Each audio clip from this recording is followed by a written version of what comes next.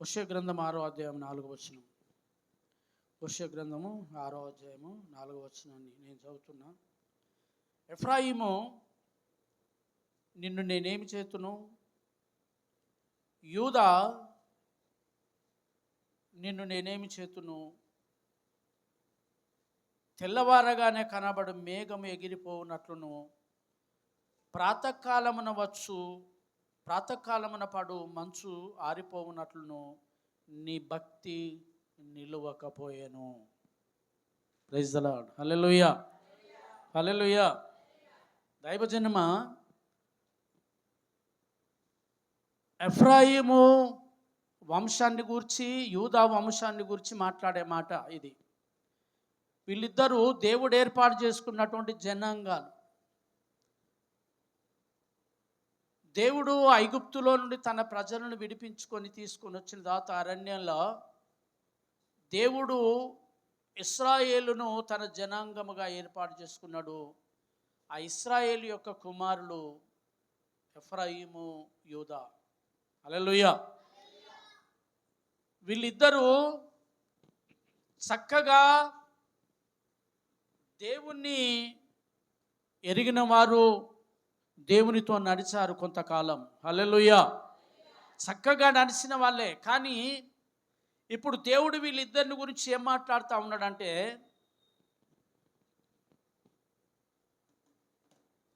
వీళ్ళ భక్తి, ఈ ఇద్దరిని గురించి మాట్లాడుతూ ఉన్నాడు. వీళ్ళ భక్తి ఏ విధంగా ఉన్నదట అంటే, తెల్లవారగానే కనబడు మేఘము ఎగిరిపోవునట్లు.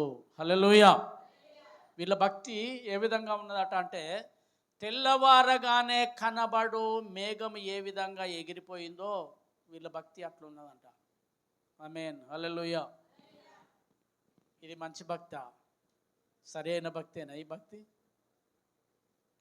అందుకే దేవుడు అంటా ఉన్నాడు కదా, మనుషుల భక్తి కూడా, మన భక్తి కూడా సేమ్. తెల్లవారగానే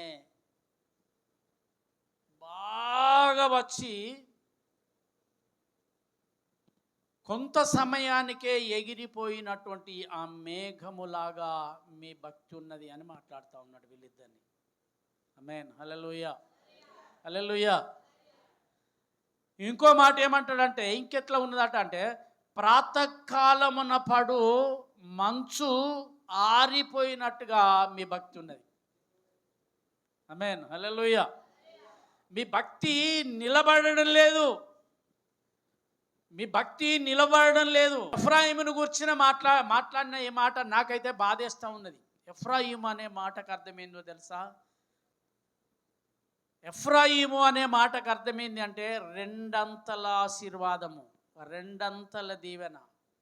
ఒక్కటి కాదు, రెండంతలు అన్నట్టు. రెండంతల ఆశీర్వాదము కలిగినటువంటి, పొందినటువంటి ఎఫ్రాయిము భక్తి ఏందండి ఇది? అలాంటి ఎఫ్రాయిము యొక్క భక్తే తెల్లవారగానే వచ్చి కాస్త సమయానికి ఎగిరిపోయినటువంటి మేఘములాగా ఉంటే, దేవుడు కోరుకొని ఏర్పాటు చేసుకున్నటువంటి యూదా భక్తి కూడా ప్రాతకాలమున బడి ఎగిరిపోయినటువంటి మంచులాగా ఉంటే, దేవుని బిడ్డలారా, ఒక్కసారి మన భక్తి కూడా ఎట్లున్నదో ఒకసారి అర్థం చేసుకోండి. చూసుకుందాం ఒకసారి మన భక్తి ఎట్లున్నదో. దేవుని దగ్గర మన భక్తి ఎట్లా ఉన్నది? నేను అంటున్నా, చదువుకునే పిల్లలకు 10వ తరగతిలో ఎన్ని సబ్జెక్టులు ఉంటాయమ్మా చెప్పండి? 6. ఎన్ని ఉంటాయి? 6 ఉంటాయి కదా. Telugu, English, Hindi, social, science, maths, 6 సబ్జెక్టులు ఉంటాయి. 5 సబ్జెక్టులల్లో 95, 98 మార్కులు వచ్చినాయి. ఒక సబ్జెక్టులో 10 వచ్చినాయి. ఇప్పుడు ఈయన పాస్ అయినట్ట, ఫెయిల్ అయినట్ట? గట్టిగా చెప్పండి, పాస్ ఆ ఫెయిలా? ఎందుకు? మిగతా 5 వచ్చినాయిగా, 98 వచ్చినాయి. ఎవరికి రావన్నీ ఒక్కదాంట్లే కదా 10 వచ్చినాయి, అంతేనా కదా? మరి ఎట్లా ఫెయిల్ అయ్యింది ఈయన? దైవజనమా,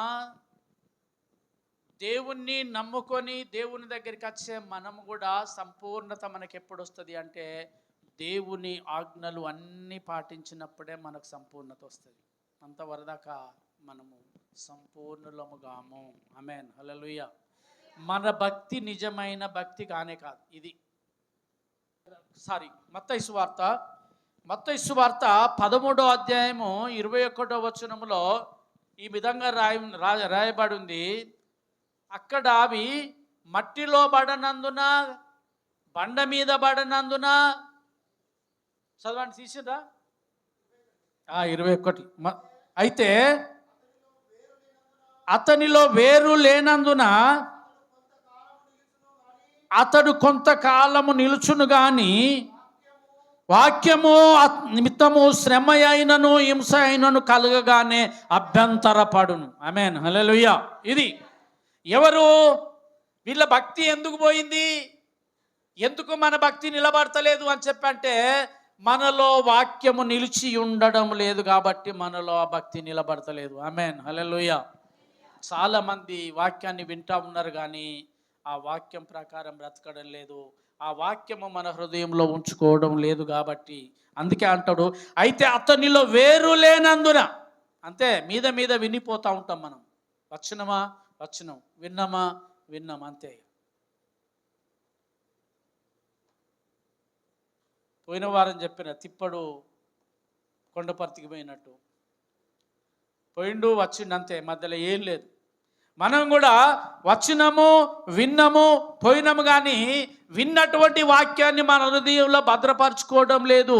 ఆ వాక్యాన్ని దాచుకొని ఆ వాక్యాన్ని ధ్యానించుకుంటూ ఆ వాక్యాన్ని, కీర్తనకారుడు చక్కగా అంటాడు మొదటి కీర్తనలో, దివారాత్రములు యెహోవా ధర్మశాస్త్రమును ఎట్లా ధ్యానించువాడు అన్నాడంటే ఆనందించుచు. దివారాత్రములు యెహోవా ధర్మశాస్త్రమునందు ఆనందించుచు దానిని ధ్యానించువాడు ధన్యుడు. ప్రైజ్ ద లార్డ్, హల్లెలూయా. దేవుని వాక్యము విన్నప్పుడు మాత్రమే కాదంట, దేవుని వాక్యం విని దీవారాత్రులు దాన్ని జ్ఞాపకం చేసుకోవాలి. మళ్ళీ మళ్ళీ మళ్ళీ మళ్ళీ ఎద్దును ఎవరేసినట్లుగా. అప్పుడు మనలో ఆ వాక్యం నిలబడుతుంది. ఆమేన్, హల్లెలూయా.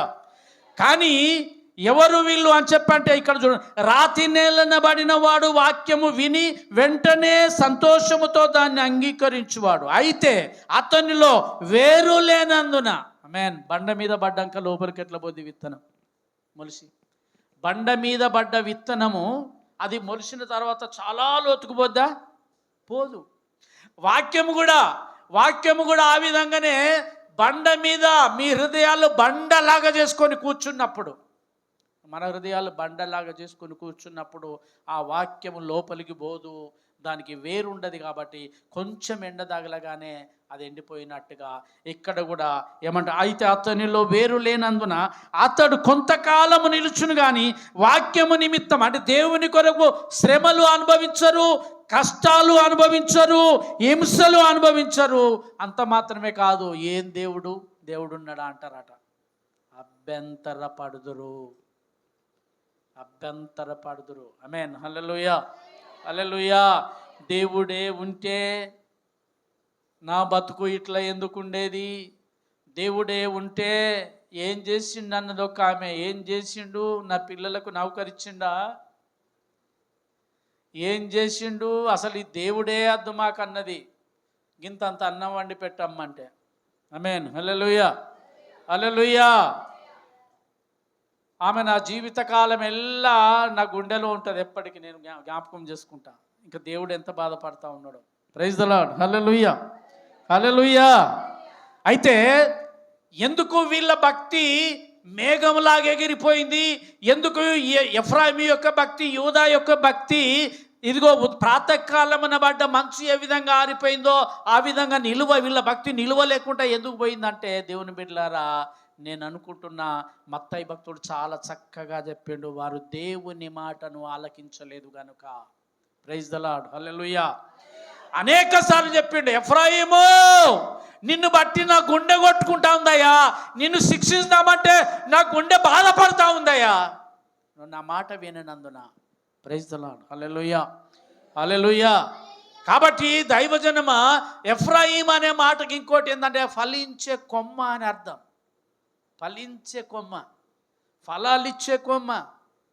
అలాంటి ఫలాలు ఇచ్చే కొమ్మ ఇప్పుడు ఏమైపోయిందంటే అక్కడ ఫలములు లేని కొమ్మగా మారిపోయింది. దీని భక్తి, ఎఫ్రాయిం యొక్క భక్తి సల్లారిపోయింది. ఆమేన్, హల్లెలూయా. ఎగిరిపోయింది, మేఘం ఎగిరిపోయినట్లు ఎగిరిపోయింది. అందుకే ఈ కీర్తనకారుడు దావీదు ఆ మొదటి కీర్తనలో ఈ విధంగా అంటాడు, వారు గాలికి ఎగరగొట్టు పొట్టు వలెనుందురు. ప్రైజ్ ది లార్డ్, హల్లెలూయా. గాలికి పొట్టు ఎప్పుడు ఎగిరిపోతుందో చెప్తారా మీరు? పొట్టు ఎప్పుడు ఎగిరిపోతుంది ఆకాశంలోకి చెప్పండి. ఎప్పుడన్నా సుడిగాలి వచ్చినప్పుడు చూడండి, ఆకులన్నీ ఆ గాలిలో కొట్టుకుపోయి ఆకాశంలో గిరగిరా గిరగిరా గిరగిరా గిరగిర గిరగిరగిర తిరుగుతూ ఉంటాయి. తిరుగుతాయా లేదా?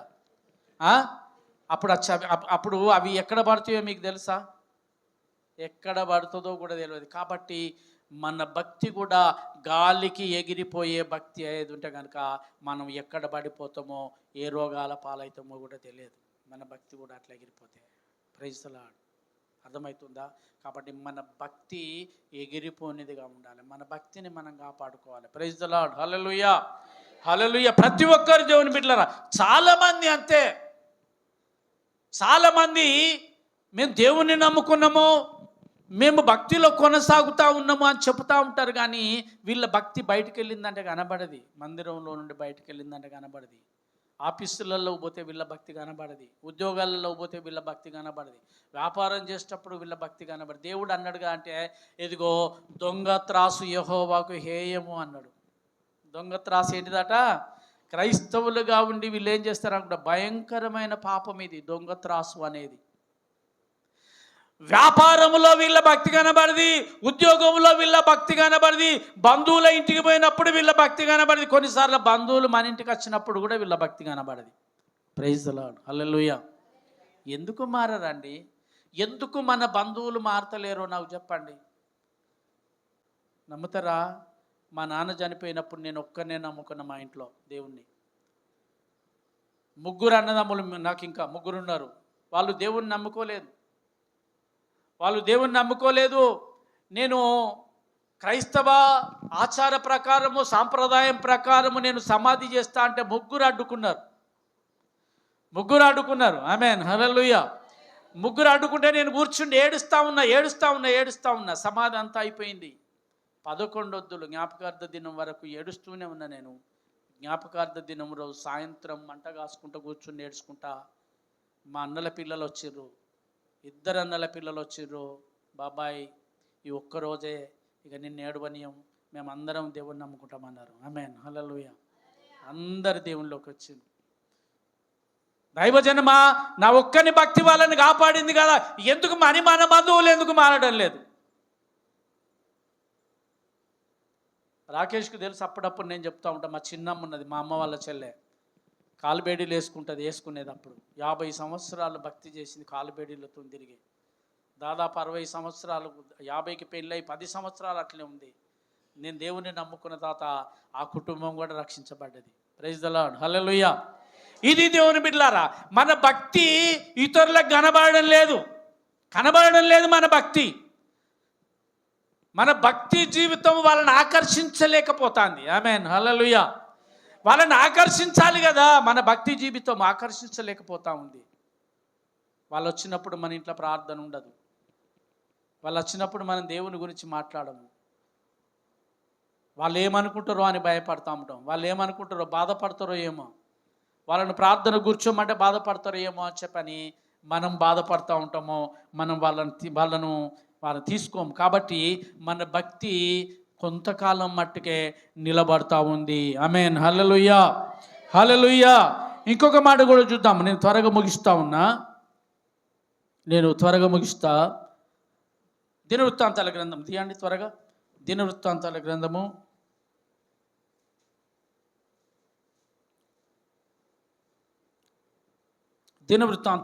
త్వరగా తీసి 25వ అధ్యాయం తీయండి. 25 తీయండి.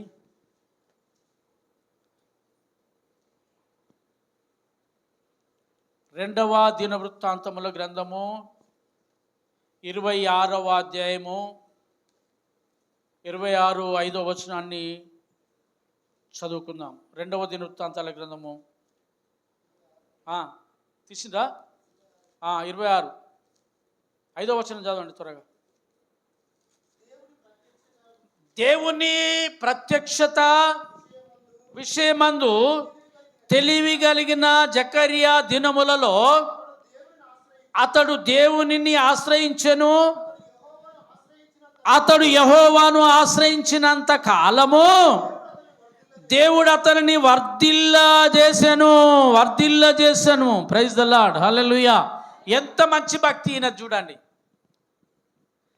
తెలివి కలిగిన, మళ్ళీ చదువుతున్నాను, అతడు 5వ వచనమే, దేవుని ప్రత్యక్షత విషయమందు తెలివి కలిగిన జకర్యా దినములలో అతడు దేవుణ్ణి ఆశ్రయించిందంట. ఆమేన్, హల్లెలూయా. ఇతడు ఎవరు అంటే ఒక రాజు. ఈయన ఈ రాజు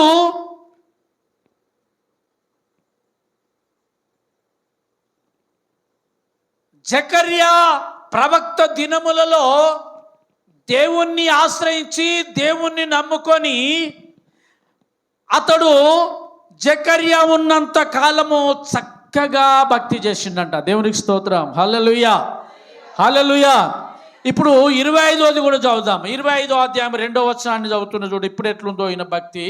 అతడు యెహోవా దృష్టికి యథార్థముగా ప్రవర్తించను గాని పూర్ణ హృదయముతో ఆయనను, ఇది భక్తి అంటే. ఆమేన్, హల్లెలూయా, హల్లెలూయా. ఇతడు చూడండి, యెహోవా దృష్టికి యథార్థముగా ప్రవర్తించిండంట. ప్రవర్తన బాగానే ఉన్నది గాని అని పెట్టింది ఇక్కడ. గాని ప్రైజ్ ద లార్డ్, హల్లెలూయా. అయితే పూర్ణ హృదయముతో ఆయన వెంట నడవలేదు, దేవుణ్ణి అనుసరించలేకపోయాను. ప్రైజ్ ద లార్డ్, హల్లెలూయా. పూర్ణ హృదయముతో దేవుణ్ణి అనుసరించలేదు అంటే అర్థమైంది, సగము దేవుడు సగం లోకం. ఆమేన్, హల్లెలూయా. అంతే, ఇది పూర్ణ హృదయముతో దేవుణ్ణి అనుసరించలేదంట. కొంత లోకము, కొంత దేవుడు కావాలి, లోకం కావాలి అనుకున్నాడంట. ఎంత అద్భుతమైన భక్తిది, దేవునికి స్తోత్రం, హల్లెలూయా. కొంతకాలానికి ఈయన భక్తి ఎగిరిపోయింది, మళ్ళా అన్య దేవతలను తీసుకొచ్చుకొని పెట్టుకోవలసి వచ్చింది. ఆమేన్, హల్లెలూయా, హల్లెలూయా. ఇప్పుడు మళ్ళీ హోషేయ గ్రంథంలోకి వెళ్దాము. హోషేయ గ్రంథము 14వ అధ్యాయం 13వ అధ్యాయం తీయండి. హోషేయ గ్రంథము 13వ అధ్యాయము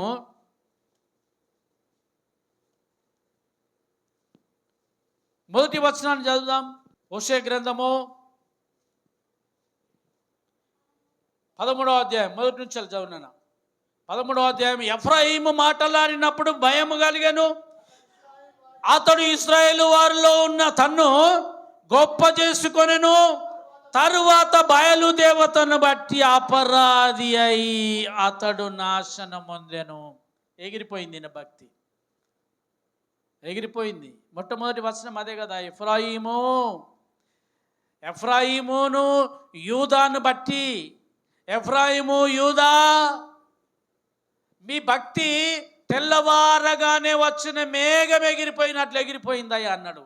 ఎందుకు ఎగిరిపోయిందంట అంటే, ఎఫ్రాయిమాట తన్ను గొప్ప చేసుకొనెను, తరువాత బయలు దేవతను బట్టి అపరాధి అయితే అతడు నాశనమొందెను. ప్రైజ్ ద లార్డ్, హల్లెలూయా, హల్లెలూయా. ఇప్పుడు వారు పాపము పెంపు చేయుదురు, తమకు తోచినట్టు వెండితో విగ్రహములను పోతపోయుదురు, అంతయు పని వారు చేయు పనియే. ఆమేన్, హల్లెలూయా. ఇంకా వాటికి బలులను కూడా అర్పించిందంట, దూడలను. ఆమేన్, హల్లెలూయా. ఇక్కడ 1వ వచనం చదువు.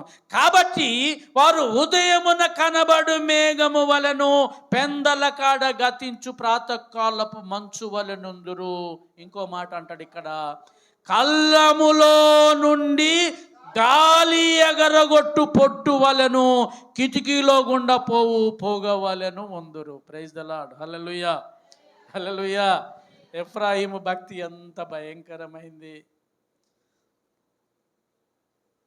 ఎఫ్రాయిము భక్తి చూడండి, ఆయన చెప్తా ఉన్నాడు, వారు ఉదయమున కనబడు మేఘం వలె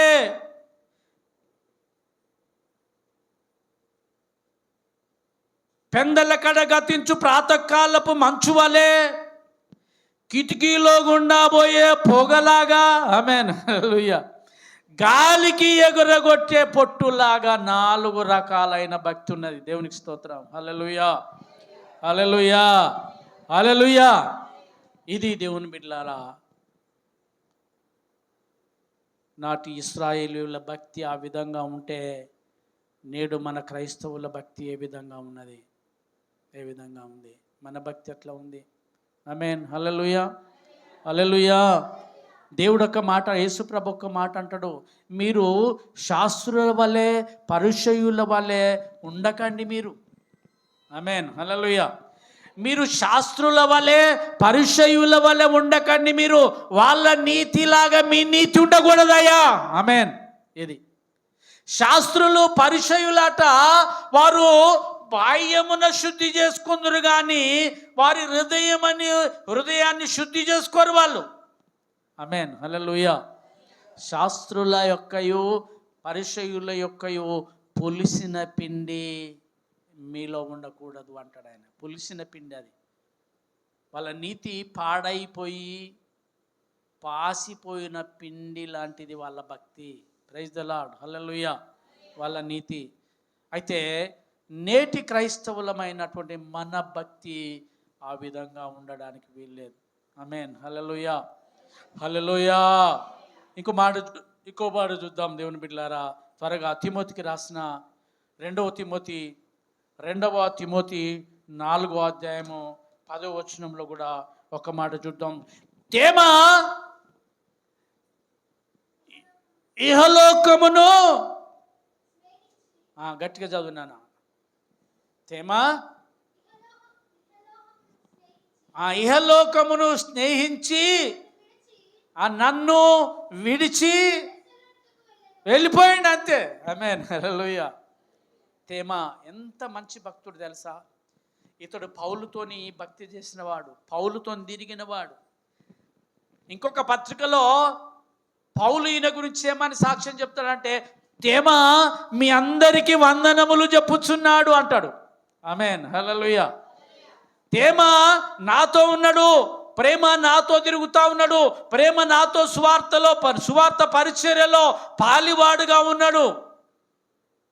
ఇప్పుడు ఈయన మీ అందరికీ వందనములు చెప్పుచున్నాడు అని చెప్పినటువంటి తేమా, ఈ వ్యక్తి తేమా అంటే ఎవరో తెలుసు? ఒక భక్తుడు. ఈయన పేరు తేమా. ఈ భక్తుడంట ఇహలోకమును స్నేహించి దేవుణ్ణి విడిచిపెట్టి వెళ్ళిపోయాను. ఆమేన్ హల్లెలూయా. అయిపోయింది. మేఘము కనబడడం లేదు. ఇప్పుడు మేఘం ఏ విధంగానైతే తేలిపోయిందో తేమా భక్తి తేలిపోయింది. దేవుని బిడ్డలారా, తేలిపోయింది.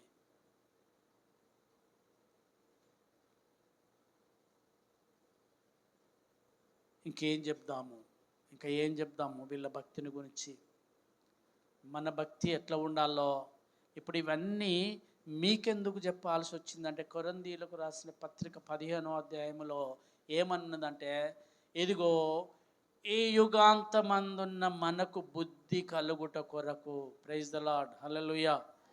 దేని కొరకాట చెప్పండి?